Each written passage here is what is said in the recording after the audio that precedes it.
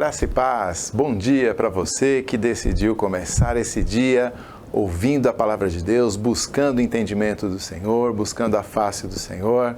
Bom dia para você que sintoniza aqui na sua IPP TV, o Vida Devocional. Meu nome é Pastor Alceu, eu sou pastor da Igreja Presbiteriana da Freguesia do Ó, e nessa manhã quero juntamente com vocês abrir a Bíblia, aprender um pouco sobre o nosso Senhor Jesus Cristo. Mas se você tem pedidos de oração, se você tem alguma coisa no coração aí que você quer compartilhar conosco nas nossas redes sociais, então vá colocando nos comentários aí o seu pedido de oração, que ao final do programa, daqui a meia horinha, a gente vai orar juntos a respeito daquilo que está te afligindo, ou também agradecer a Deus por aquilo que Ele tem feito em sua vida, tá bom? Na manhã de hoje nós vamos dar sequência aos nossos estudos na carta, na Epístola aos Hebreus, então abra a sua Bíblia em Hebreus capítulo 8. Hebreus capítulo 8, nós vamos ler metade do capítulo, do 1 até o 6, que fala a respeito do nosso mediador, de como esse mediador é superior, a superioridade do mediador da nova aliança. Esse mediador é o Senhor Jesus Cristo. Então, abra sua Bíblia, Hebreus capítulo 8, do versículo 1 até o 6, diz assim a palavra do Senhor. Ora, o essencial das coisas que temos dito é que possuímos tal sumo sacerdote, que se assentou à destra do trono da majestade nos céus, como ministro do santuário e do verdadeiro tabernáculo que o Senhor erigiu, não o homem. Pois todo sumo sacerdote é constituído para oferecer tanto dons como sacrifícios. Por isso, era necessário que também esse sumo sacerdote tivesse o que oferecer. Ora, se ele estivesse na terra, nem mesmo sacerdote seria, visto existirem aqueles que oferecem os dons segundo a lei, os quais ministram em figura e sombra das coisas celestes, assim como foi Moisés divinamente instruído quando estava para construir o tabernáculo. Pois diz ele, vê que faças todas as coisas de acordo com o modelo que te foi mostrado no monte. Agora, com efeito, obteve Jesus ministério tanto mais excelente, quanto é ele também mediador de superior aliança, instituída com base em superiores promessas. Pois bem, esse capítulo, como a gente viu aí, começa apresentando um resumo de tudo o que foi dito até então. Até aqui, esses 7 capítulos anteriores, que nós temos estudado aos poucos, o autor usa para explicar que o essencial da fé, o essencial da vida cristã, o essencial, o ponto central do que ele tem nos dito e nos ensinado até aqui nos últimos 7 capítulos é o seguinte: possuímos tal sumo sacerdote. Essa é a afirmação que fecha tudo que ele disse até aqui.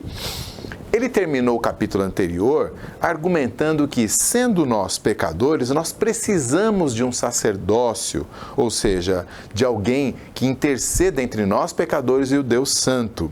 E, portanto, ele tem que ser muito superior do que o sacerdócio da lei de Moisés, o sacerdócio que a lei de Moisés havia dado aos judeus, um sumo sacerdote, diz ele lá no capítulo 7, perfeito, imortal, santo e que possa oferecer um sacrifício definitivo a Deus, ele diz lá no finalzinho do capítulo 7. Por isso, então, agora ele começa com essa boa notícia. Esse sumo sacerdote perfeito, nós já temos, já nos foi dado. É Cristo Jesus. Era disso que ele estava falando até agora. Caso ainda não tivesse ficado claro aí para os seus leitores hebreus, né? E também para nós, é claro.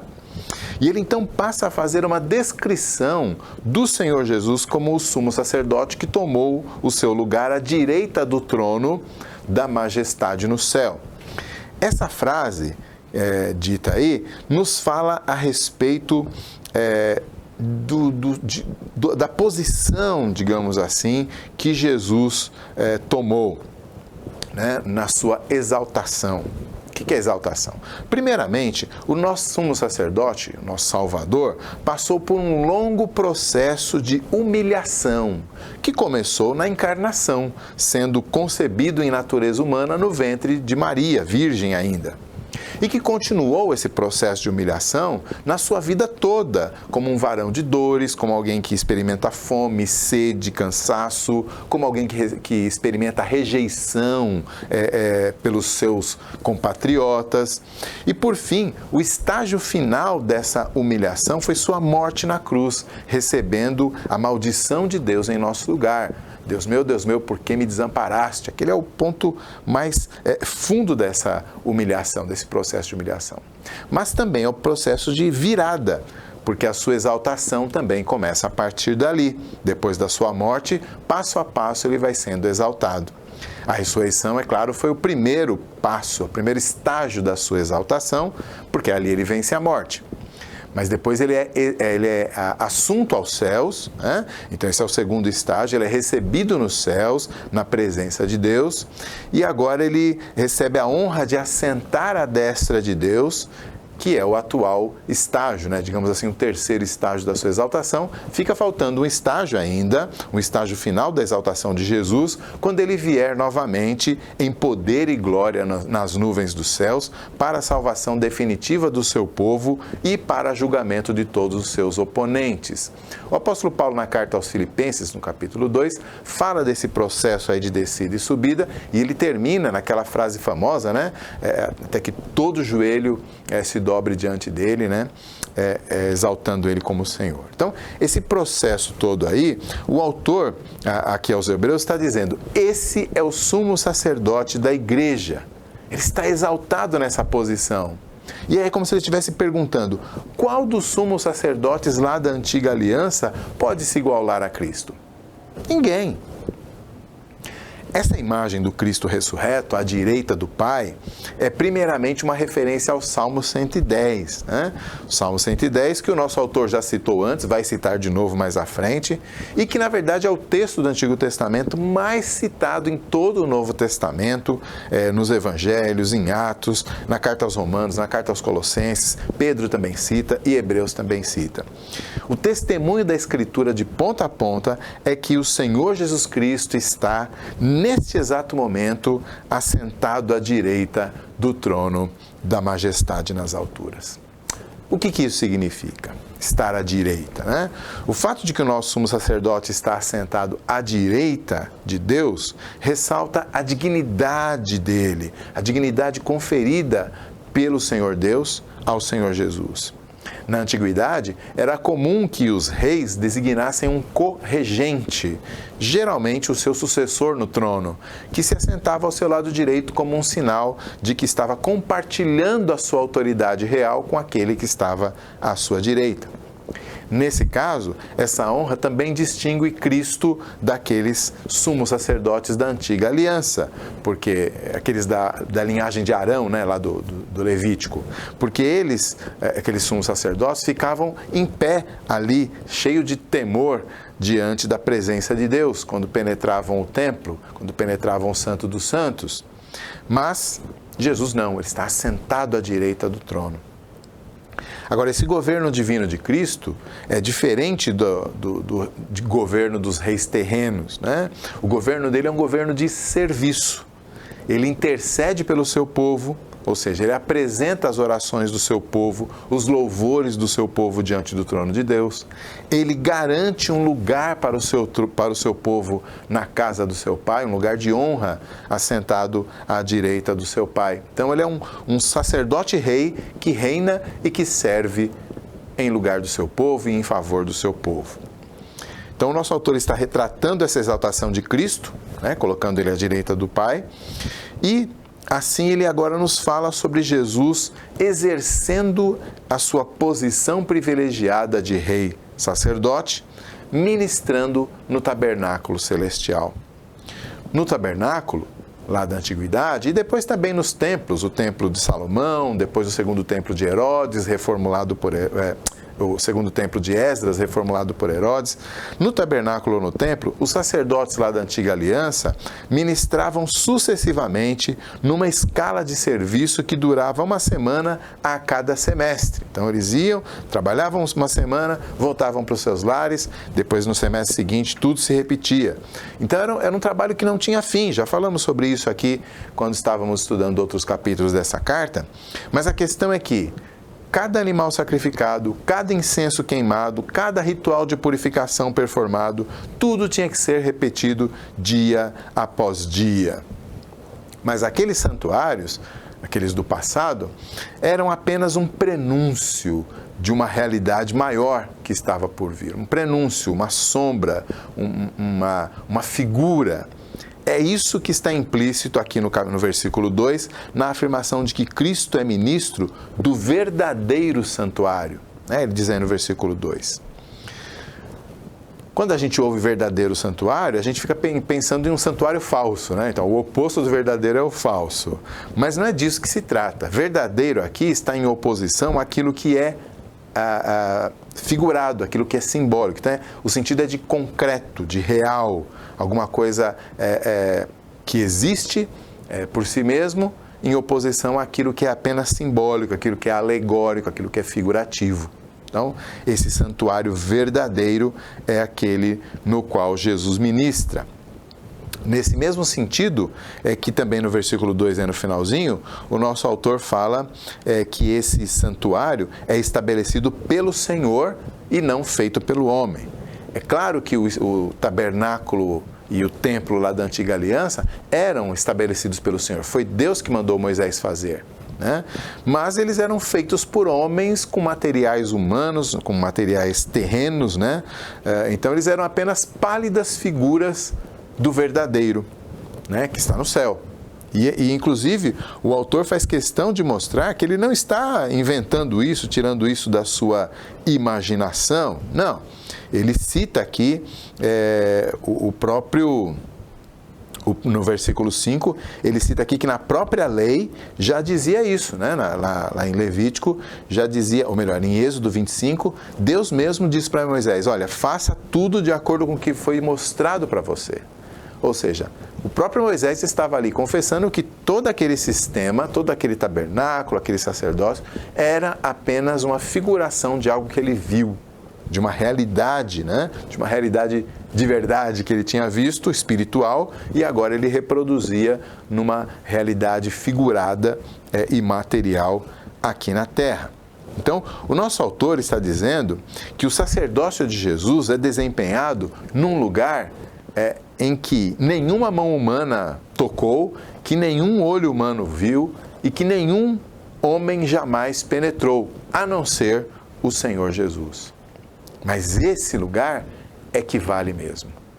Todo aquele ritual, todos aqueles lugares, aqueles santuários da antiga aliança estavam ali apenas para apontar para o verdadeiro, onde Jesus está, neste exato momento, ministrando como nosso sumo sacerdote, em nosso favor, na presença do Pai. Então, ele não está inventando o argumento, mas ele tira lá da própria lei de Moisés em Êxodo, conforme está em Êxodo 25, 40, né? Copiado aí no versículo 5. Então, quando Moisés recebeu essa visão profética do tabernáculo que ele tinha que construir, ele na verdade estava vendo o santuário celestial, a realidade espiritual da qual o tabernáculo que ele mandou fazer e posteriormente o templo que Salomão fez e etc., tudo isso era apenas cópia, era apenas uma sombra daquilo que era real, um tipo, uma alegoria, né? Uma parábola daquilo que é o verdadeiro. E quem, em sã consciência, se apegaria à sombra tendo a realidade concreta à mão? Falando de outra forma, imagine você que alguém que você ama muito, a esposa, um filho, um pai, uma mãe, alguém que você ama muito se ausenta do país e fica longe, né? E aí você tem apenas ali a possibilidade de uma foto, né? Quem sabe ali uma videochamada, né? E aquilo é a única forma que você tem para matar a saudade. E aí até aí tudo bem. Mas imagine que essa pessoa vem e você então vai recepcioná-la no aeroporto depois de meses, anos na ausência, apenas alimentando aquele afeto e aquela comunhão pela imagem ali na telinha do celular, e aí finalmente vocês se encontram, e ao invés de abraçar aquela pessoa, você, peraí, deixa eu olhar aqui o print que eu tenho seu, né? Ah, que beleza. E a pessoa ali esperando um abraço, você, que legal, realmente. Tá. Não, claro, não faz o menor sentido isso. A pessoa chegou, você abraça aquilo que é real e não aquilo que é uma figura do real. Esse é o chamado, essa é a convocação, a exortação que o nosso autor está fazendo para os seus leitores, que, como vocês se lembram, eram judeus que tinham vindo do judaísmo, se convertido ao cristianismo, mas agora pensavam em voltar atrás, achando que dava tudo na mesma. Não dá na mesma. Agora que a pessoa real que a gente estava esperando chegou, Jesus Cristo, é impossível, não apenas impossível, é indevido, é pecado retornar atrás para as figuras, quando agora você tem a pessoa de verdade diante de você. Então, assim como ele disse, que mediador, que sacerdote é semelhante ao que a gente tem hoje, é como se agora ele estivesse dizendo nesses versículos, que santuário ou que altar da antiga aliança pode se equiparar ou ser comparado àquele tabernáculo celestial onde o nosso sumo sacerdote ministra em nosso favor? Qual? Não tem comparação. E, finalmente, observe que o nosso autor encerra a descrição do sacerdócio de Jesus dizendo aquilo que seria óbvio, né? No versículo 3 aí, ele diz, todo sumo sacerdote é constituído para oferecer dons e sacrifícios. Essa expressão dons e sacrifícios, ele já tinha usado lá no capítulo 5, e com isso ele está designando os vários tipos de oferendas que eram realizados pelo sacerdócio levítico. Dependendo do motivo, dependendo da ocasião, dependendo do ofertante, havia lá toda uma prescrição, né? Então, a própria essência da função do sacerdócio é a mediação. O povo traz as ofertas e ele, em nome do povo, apresenta a Deus. Oferece, então, ele sacrifícios a Deus pelo povo, intercedendo perante Deus por aquele povo, né? Então, o Deus Altíssimo e o povo pecador se encontram na pessoa desse mediador, que era o sumo sacerdote na antiga aliança. Ora, se é assim, então realmente como ele diz no versículo 3 aí no finalzinho, é necessário que o sumo sacerdote traga, se apresente no santuário trazendo uma oferta, um sacrifício em favor do seu povo. Essa é a função do sumo sacerdote, é para isso que ele serve. E, nesse caso, ele está dizendo, Jesus também cumpre esse papel. Então, diante do tribunal divino, o sumo sacerdote é aquele que intercede pelo povo pecador. O sumo sacerdote da nova aliança não deixou essa função de lado. Pelo contrário, ele nos tranquiliza aqui dizendo que o Senhor Jesus foi muito bem sucedido em fazer isso. E ele obteve um ministério sacerdotal muito mais excelente. No versículo 6 ele usa essa expressão, tanto mais excelente é o ministério de Jesus, porque ele foi muito bem sucedido. Então ele é mais excelente do que a sua contraparte terrena, que são os sacerdotes lá da antiga aliança. Agora, ele não explicita aqui a natureza dos bens e sacrifícios aqui, ofertas que Jesus entrega no seu sacerdócio, né? Ele entra no santuário celestial e ele diz que, como sumo sacerdote, Jesus ofereceu os seus dons e sacrifícios, mas ele não diz o que é. No entanto, no final do capítulo anterior, lá no capítulo 7, 27, ele já tinha dito que Jesus a si mesmo se ofereceu. Aqui ele segura um pouco essa informação e no próximo capítulo ele vai ser mais explícito. Ele vai dizer lá no capítulo 9, versículo 12, que Cristo entrou no Santo dos Santos não por meio do sangue de animais, mas pelo seu próprio sangue. Um pouquinho à frente, no versículo 27, ele vai dizer que Cristo, para aniquilar o pecado, ofereceu o sacrifício de si mesmo. E no 28 ele vai dizer que Cristo se ofereceu para tirar os pecados de muitos. Então, é muito claro aqui, né, apesar de no capítulo 8 ele deixar isso ainda subentendido, é muito claro no livro todo que o sacrifício de Jesus foi o sacrifício perfeito, o sacrifício que foi oferecido para acabar com todos os sacrifícios, porque ele se ofereceu a si mesmo. Ele entregou sua vida, ele derramou o seu sangue na cruz e entregou o seu corpo para ser crucificado em nosso lugar, né? O castigo que nos traz a paz estava sobre ele ali naquela cruz. Mais uma vez, é como se o nosso autor desafiasse os seus leitores. Ele já desafiou eles perguntando o seguinte: que sacerdote é como o nosso, né? O nosso é superior a todos, Jesus Cristo. Depois ele disse: que sacerdote entrou num tabernáculo como aquele que Jesus entrou? O tabernáculo celestial é superior a qualquer coisa. E agora ele está também dizendo: que sacrifício foi feito maior do que o nosso sumo sacerdote ofereceu? Cristo ofereceu a si mesmo, né? Na sua pureza, na sua santidade, ele ofereceu o sacrifício definitivo perante o altar do Senhor. Então, somando tudo, que mediador ou sacrifício ou altar da antiga aliança podem se comparar ao mediador, ao altar e ao sacrifício da nova aliança? Nenhum. Nada pode se comparar a isso, porque Jesus ofereceu sua própria vida em favor do seu povo diante do altar do Senhor lá no céu. Então é isso. Aquele que pela lei mosaica nem poderia ser sacerdote, né? Ele menciona isso no versículo 4, né? Como Jesus não era da linhagem certa, ele não poderia nem ser sacerdote aqui na terra. E ele também não levou um sacrifício lá diante do Santo dos Santos no templo de Herodes, né? Então, ele não poderia nem ser sacerdote, mas este mesmo foi constituído sumo sacerdote da nova aliança, não da antiga, ministrando em favor da igreja, em favor do seu povo, o sacrifício de si mesmo no santuário celestial. Por meio dele, por meio de Jesus como nosso mediador, nós temos acesso, diz aí o finalzinho do versículo 6, a promessas superiores. Então, todo o nosso texto, o autor está nos falando a respeito da superioridade do nosso mediador, do altar onde ele está ministrando e do sacrifício que ele colocou nesse altar. E aí ele termina falando que tudo isso nos leva a entender que a nova aliança tem promessas superiores. E que promessas seriam essas? E aí aqui eu encerro trazendo digamos assim, uma conclusão aplicativa aí para o nosso coração.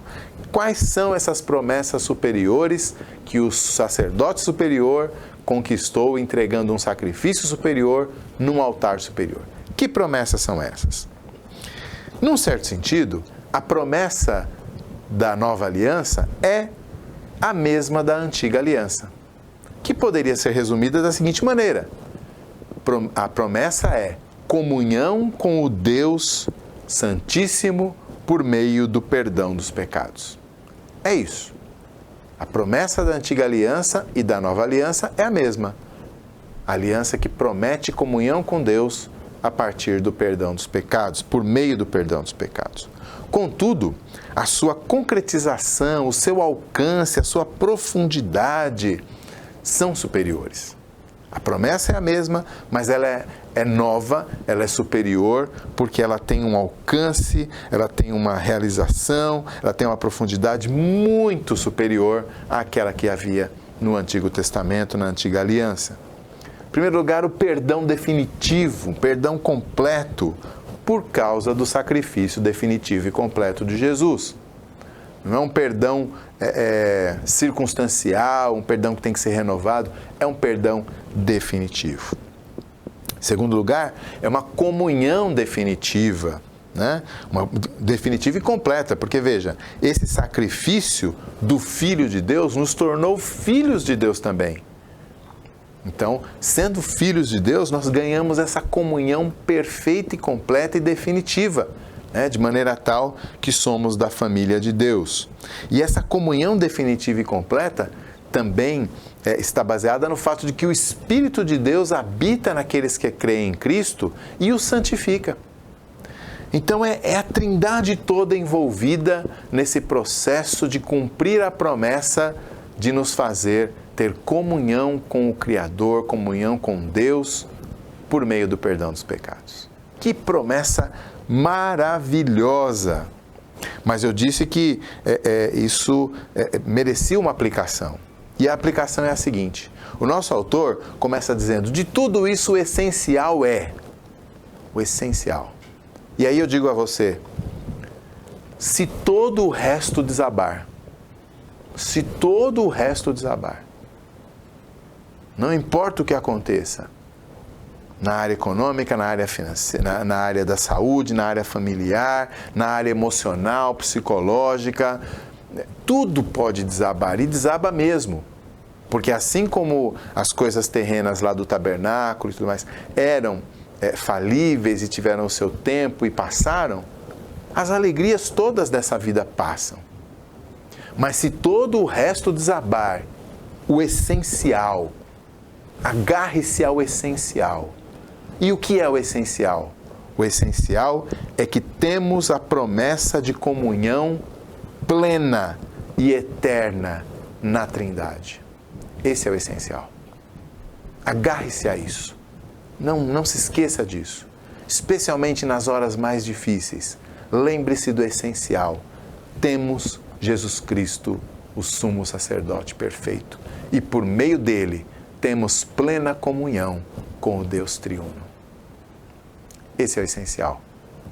Não deixe isso de lado. Não se esqueça nunca. Que Deus nos abençoe e nos ajude a sempre termos em nossos corações o essencial, que é a fé no Senhor Jesus. Nós vamos então orar com vocês. Há pedidos de oração feitos aí na seção de comentários do nosso vídeo. Então nós vamos pedir ao Senhor que tenha misericórdia, né? E vamos orar por cada um desses pedidos. E não é só o pastor aqui orando, não. Os nossos amigos aí que estão assistindo, os nossos irmãos, também vamos todos orar por os pedidos que estão colocados aí, colocar na presença do Senhor com a confiança de que temos um sumo sacerdote para interceder por nós. Abaixe sua cabeça, vamos orar. Pai Santo e querido, em nome de Cristo Jesus, queremos te agradecer porque nós temos esse acesso maravilhoso à tua presença. Temos comunhão contigo por meio do perdão dos pecados. E essa promessa superior é o que alegra, é o que fortalece, é o que sustenta o nosso coração, ó Deus. Ó Pai Santo, queremos em nome de Cristo colocar diante do Senhor esses pedidos de oração que foram feitos no nosso canal, ó Deus. Há pedidos por saúde, Pai, saúde de pessoas amadas, ó Deus, que estão enfermas. Há pedidos, ó Pai, por familiares que estão afastados do Senhor, familiares que não te conhecem, não conhecem o teu Evangelho, ó Pai. Há pedidos, ó Deus, por emprego também, ó Deus. Há pessoas que estão deprimidas, pessoas que estão em situação emocional de crise, ó Deus. Tem misericórdia de cada uma dessas pessoas, ó Deus. Estende a tua mão poderosa, Senhor, e traz ao coração delas, ó Deus, o conforto, o consolo e a força que vem de lembrarmos, de sabermos, de estarmos convictos de que o Senhor Jesus é o nosso mediador diante do Senhor e que por causa dele nós temos pleno acesso e comunhão com a Trindade. Que isso seja o nosso conforto e o nosso consolo, Pai. E te pedimos que o Senhor, em nome de Jesus e por causa de Jesus, coloque a tua mão poderosa, Senhor. Sustenta, socorre, Pai, e fortalece, Senhor. Dá livramento a cada uma dessas situações, a cada um desses pedidos, ó Deus. E faz isso, ó Pai, para a glória do teu Filho e para a honra do teu nome. Nós oramos em nome de Cristo. Amém. Amém. Que Deus abençoe. Até o nosso próximo encontro aqui no Vida Devocional.